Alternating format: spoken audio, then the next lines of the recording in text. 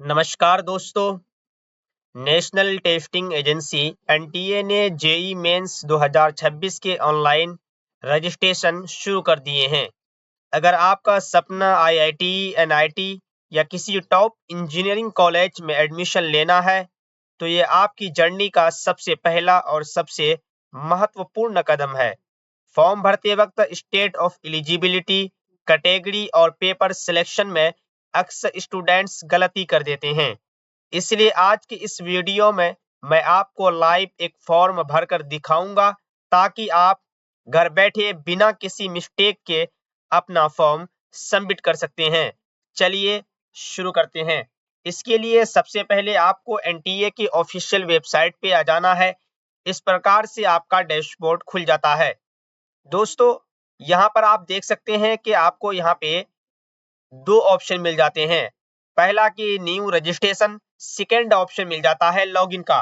Login केवल वही लोग करेंगे जो सत्र 1 में अपने पंजीकरण को कंप्लीट कर चुके हैं और वो सेशन 2 में भी अपना इस पे फॉर्म भरना चाहते हैं। लेकिन ऐसा कोई व्यक्ति, ऐसा कोई कैंडिडेट जो पहली बार इसमें फॉर्म भरना चाहते हैं, तो सबसे पहले उसको यहाँ से न्यू रजिस्ट्रेशन वाले टैब पे क्लिक करके उसको अपना रजिस्ट्रेशन कंप्लीट करना होगा। उसके बाद दोस्तों इस प्रकार का आपका डैशबोर्ड खुल जाता है। आप यहाँ पे देख सकते हैं, आपको 3 स्टेप कंप्लीट करने रहते हैं। सबसे पहला कि आपको अपना पंजीकरण कंप्लीट करना होगा, दूसरा कि आपको अपना आवेदन पत्र कंप्लीट करना होगा, तीसरा और लास्ट स्टेप है आपको अपना पेमेंट कंप्लीट करना होगा। इस प्रकार से आपका डैशबोर्ड खुलता है। आपको थोड़ा सा नीचे स्क्रॉल करना है। यहाँ पर दोस्तों कॉर्नर में आपको एक बॉक्स मिल जाता है, आपको इस वाले बॉक्स पे क्लिक कर देना है। उसके बाद आपको क्लिक हियर टू प्रोसीड वाले ऑप्शन पे क्लिक कर देना है। उसके बाद दोस्तों इस प्रकार से आपका रजिस्ट्रेशन टैब खुल जाता है। यहाँ पर सबसे पहले अभ्यर्थी अपना नाम लिखेगा। सही सही स्पेलिंग आपको पूरा नाम यहाँ पे इंटर करना रहता है। सेकंड में आपको अपने पिता का नाम लिखना है, अपना पूरा नाम लिखना है और सही सही स्पेलिंग के साथ आपको अपना नाम यहाँ पे दर्ज कर देना है। थर्ड बॉक्स में आपको अपने माताजी का नाम लिखना है, सही सही स्पेलिंग के साथ। इस कैलेंडर के माध्यम से आपको अपने डेट ऑफ बर्थ का चयन कर लेना है। उसके बाद दोस्तों यहाँ पर आपसे पूछा जा रहा है आपके जेंडर के बारे में। यहाँ पर आपका जो भी जेंडर है आपको अपने अकॉर्डिंग इसका चयन कर लेना है। यहाँ पर कंफर्मेशन पर्सनल डिटेल्स आपसे पूछा जा रहा है। यहाँ पर सबसे पहले कैंडिडेट फिर से अपना नाम लिखेगा। यहाँ पे अपने पिता का नाम लिखना है, यहाँ पे आपको अपने माता का नाम लिख देना है। उसके बाद आपको फिर से अपने डेट ऑफ बर्थ का चयन करना है। यहाँ पर आपको अपने जेंडर का चयन कर लेना है। उसके बाद दोस्तों यहाँ पर सबसे पहले आपसे वर्तमान पता के बारे में पूछा जा रहा है। यहाँ पर आपको अपने विलेज का नाम लिखना है या आपको अपने गली, स्ट्रीट नंबर को यहाँ पे दर्ज करना रहता है। सेकंड ऑप्शनल है, आप दर्ज भी कर सकते हैं, अन्यथा इसको ब्लैंक भी छोड़ सकते हैं। तीसरा आपका जो भी लोकेलिटी है, जो स्थानीयता है, उसको दर्ज करना है। उसके बाद आपसे पूछा जा रहा है आपका जो भी कंट्री है, आपका जो भी देश है, उसका चयन कर लेना है। उसके बाद दोस्तों आपको कंट्री का चयन करने के बाद आपसे स्टेट के बारे में पूछा जा रहा है। आपका जो भी स्टेट है, जिस भी स्टेट से आप बिलोंग करते हैं, आपको अपना स्टेट सिलेक्ट कर लेना है। उसके बाद आपको अपने डिस्ट्रिक्ट का चयन करना है। जो भी डिस्ट्रिक्ट से आप बिलोंग करते हैं, आपको डिस्ट्रिक्ट का सही-सही चयन करना है, क्योंकि दोस्तों स्टेट के बाद ही आपको डिस्ट्रिक्ट का ऑप्शन दिया जाता है। डिस्ट्रिक्ट का चयन करने के बाद आपका जो भी पिन कोड है, ये पिन कोड को यहाँ पे दर्ज कर देना है। दोस्तों ये प्रेजेंट एड्रेस था। उसके बाद आपको यहाँ पे अपना कम्युनिकेशन एड्रेस यहाँ पे दर्ज करना रहता है। सबसे पहले आपको अपनी ईमेल आईडी को दर्ज करना है। कंफर्मेशन के लिए फिर से आपको अपनी ईमेल आईडी को यहाँ पे दर्ज करना है। यहाँ पे मोबाइल नंबर को दर्ज करना है। फिर से सेम मोबाइल नंबर इस वाले बॉक्स में आपको यहाँ पे दर्ज करना है। उसके बाद अगर आपके पास कोई अल्टरनेटिव मोबाइल नंबर है, ये ऑप्शनल है, आप इसको दर्ज कर भी सकते हैं, अन्यथा आप इसको ब्लैंक छोड़ भी सकते हैं। उसके बाद दोस्तों आपसे पूछा जा रहा है सेम एज प्रेजेंट एड्रेस, यानी कि अगर आपका प्रेजेंट एड्रेस और आपका कॉरेस्पोंडेंस एड्रेस दोनों सेम है, तो आपको इस वाले बॉक्स पे टिक कर देना है, तो ऑटोमेटिक यहाँ पे जनरेट हो जाता है। उसके बाद दोस्तों यहाँ पर आपको अपना एक अच्छा पासवर्ड बनाना रहता है, जिसका क्राइटेरिया कंडीशन है capital letter, small letter, digit और कुछ सिंबल भी होना चाहिए। आपको दोनों बॉक्स में पासवर्ड को एंटर करना रहता है। यहाँ पर आपसे कुछ सिक्योरिटी क्वेश्चन है, जैसे कि बहुत सारे क्वेश्चन दिया गया है, आपको अपने अकॉर्डिंग इसका चयन कर लेना है। जैसे कि यहाँ पर आपसे पूछा जा रहा है what is the name of your first school. आप इस क्वेश्चन का चयन करते हैं तो यहाँ पे आपको उसका आंसर देना रहता है। उसके बाद यहाँ पे सही सही कैप्चा इंटर करने के बाद आपको सबमिट वाले ऑप्शन पे क्लिक कर देना है। उसके बाद दोस्तों इस प्रकार से आपका डैशबोर्ड खुल जाता है। यहाँ पे आपको कुछ बॉक्स में कंफर्म करना रहता है, सिंपली आपको इस वाले बॉक्स पे टिक कर देना है। उसके बाद दोस्तों आपको थोड़ा सा नीचे स्क्रॉल करना है, यहाँ पर आपको सिंपली आई एग्री कर देना है। उसके बाद submit and send OTP to verify mobile number वाले ऑप्शन पे क्लिक कर देना है। इस प्रकार से आपसे कंफर्म के लिए पूछा जा रहा है, सिंपली आपको यहाँ पे यस वाले ऑप्शन पे क्लिक कर देना है। इस प्रकार से दोस्तों आपका डैशबोर्ड खुल जाता है। यहाँ पर आप देख सकते हैं आपने अभी रजिस्ट्रेशन करते समय जो मोबाइल नंबर दर्ज किया था उस पर एक ओटीपी सेंड किया जाएगा। उस ओटीपी को आपको इस वाले बॉक्स पे इंटर कर देना है। ओटीपी इंटर करने के बाद आपको सबमिट रजिस्ट्रेशन फॉर्म वाले ऑप्शन पे क्लिक कर देना है।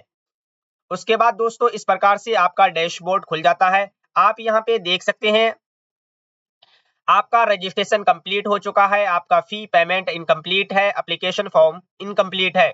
यहाँ पे आप देख सकते हैं आपका मोबाइल नंबर वेरीफाइड हो चुका है। अब आपको अपने ईमेल आईडी को वेरीफाइड करना रहता है। इसके लिए आपको अपनी ईमेल आईडी वाले ऑप्शन पे क्लिक कर देना है। इस प्रकार से दोस्तों आपका डैशबोर्ड खुल जाता है। यहाँ पे आपको कैप्चा को इंटर कर देना है। करने के बाद आपको सबमिट एंड गेट ओटीपी वाले ऑप्शन पे क्लिक कर देना है। इस प्रकार से पॉपअप आएगा, आपको ओके वाले ऑप्शन पे क्लिक कर देना है। यहाँ पर दोस्तों आपके ईमेल आईडी पे ओटीपी सेंड किया जाता है, उस ओटीपी को आपको इस वाले बॉक्स पे इंटर कर देना है।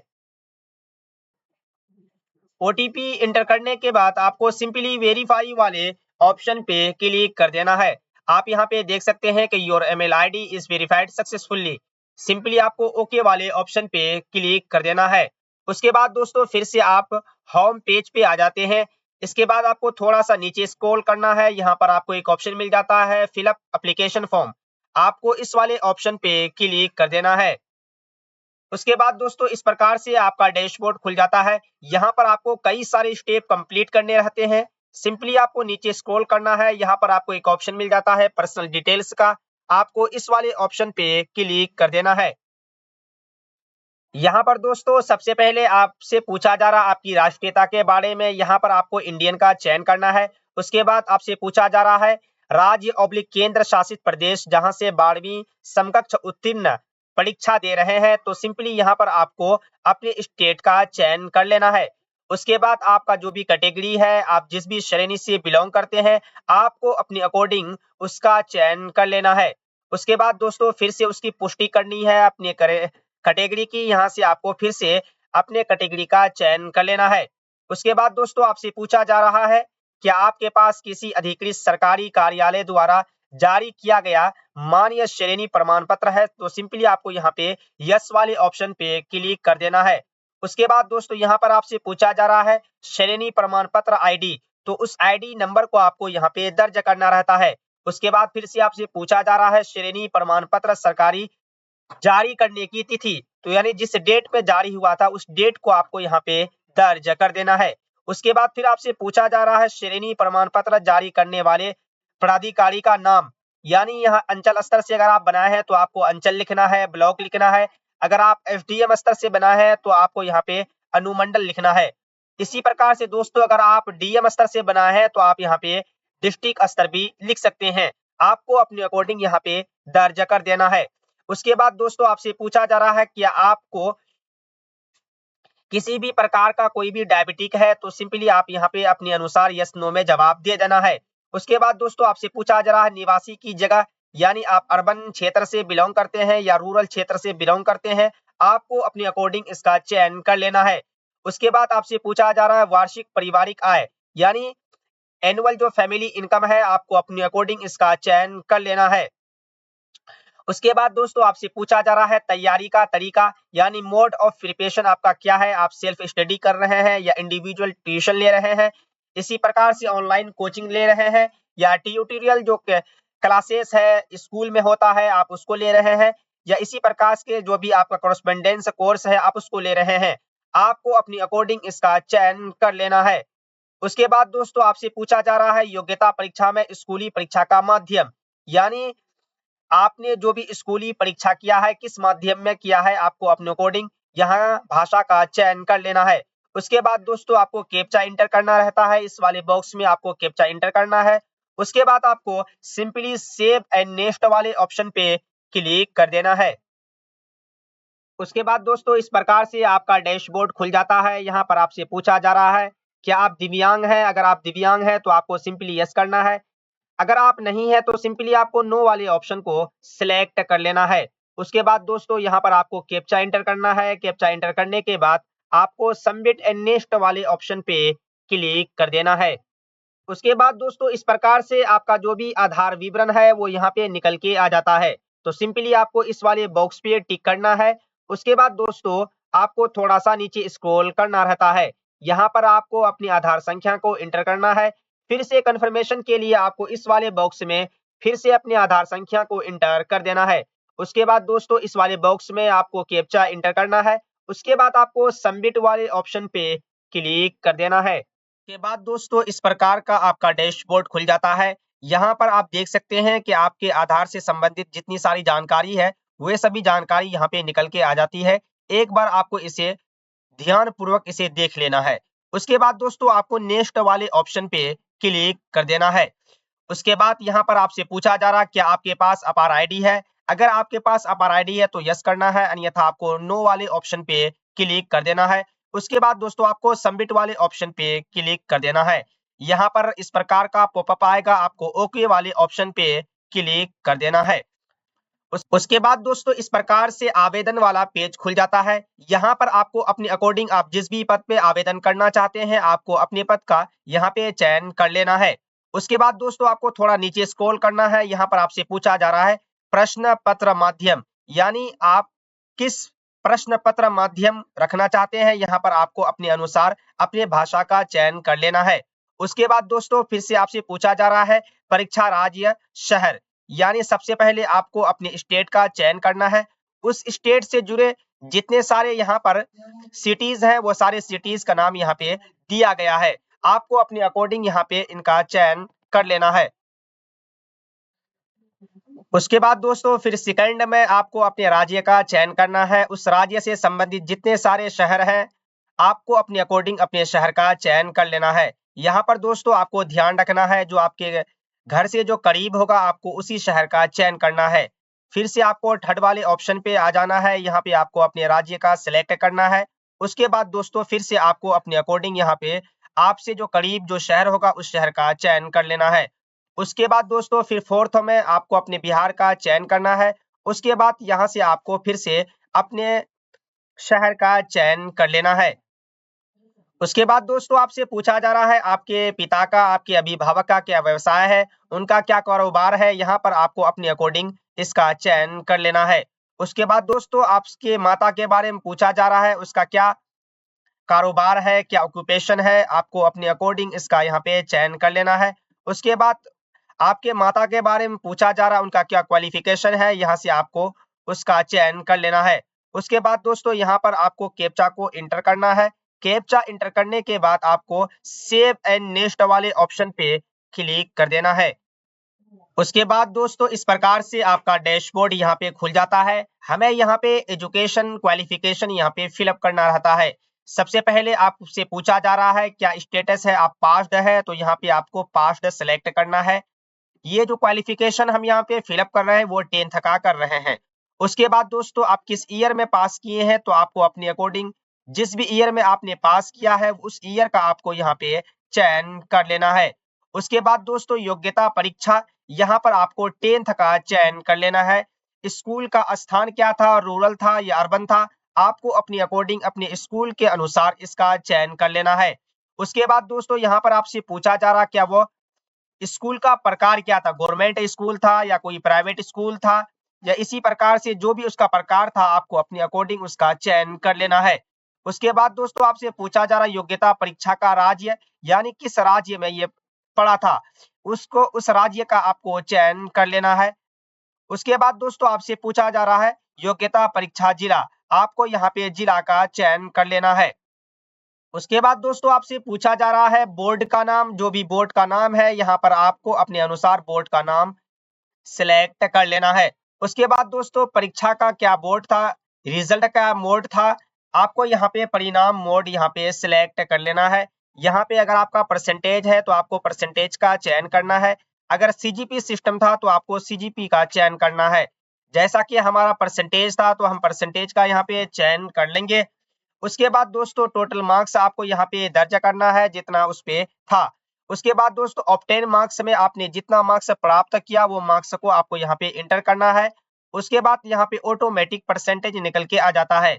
यहाँ पे आपके 10th का जो भी रोल नंबर था या रजिस्ट्रेशन नंबर या इनरोलमेंट नंबर, 3 ऑप्शन आपको दिए गए हैं। आप तीनों में से किसी एक ऑप्शन को यहाँ पे दर्ज कर सकते हैं।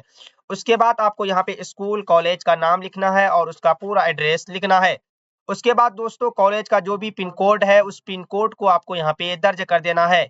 ये सभी जानकारी थी आपके 10th से रिलेटेड। उसके बाद दोस्तों यहाँ पर आपको 12th की जानकारी फिलअप करनी रहती है।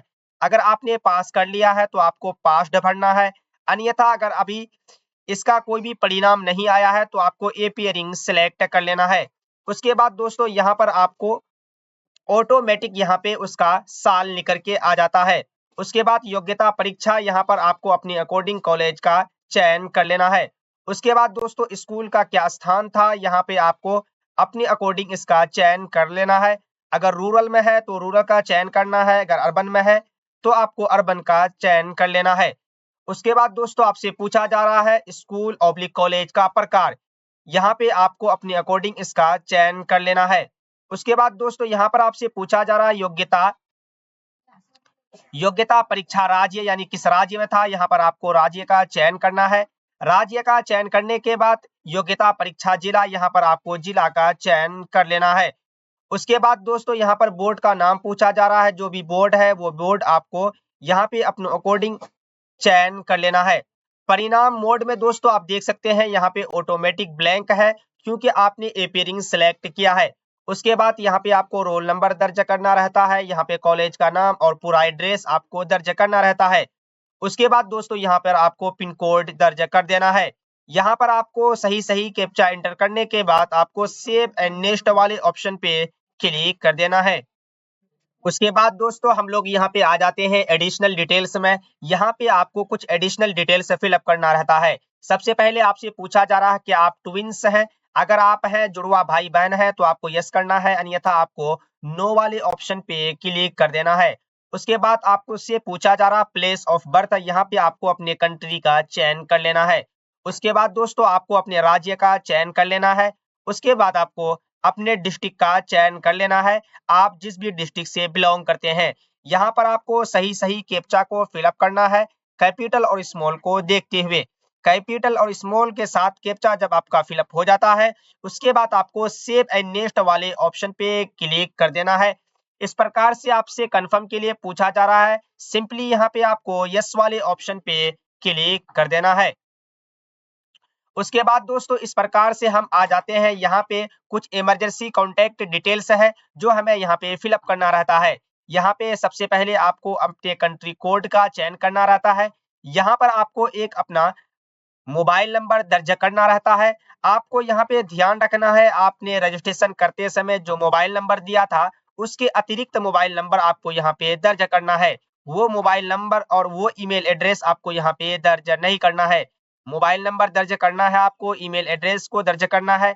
यहाँ पर आपको कैप्चा इंटर करने के बाद गेट ओटीपी वाले ऑप्शन पे क्लिक कर देना है।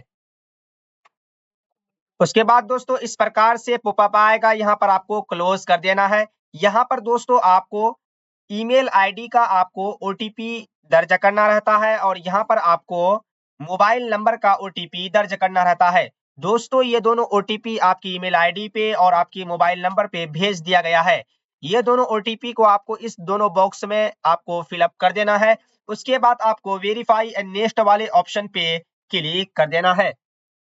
उसके बाद दोस्तों यहाँ पे आ जाते हैं, आपको लाइव फोटोग्राफ कैप्चर करना रहता है। यहाँ पर दोस्तों आपको अपना वेब कैमरा के माध्यम से आपको अपना फोटो कैप्चर कर लेना है। अगर आपके पास वेब कैमरा अवेलेबल नहीं है तो दोस्तों यहाँ पर आपको स्कैनर का ऑप्शन मिल जाता है।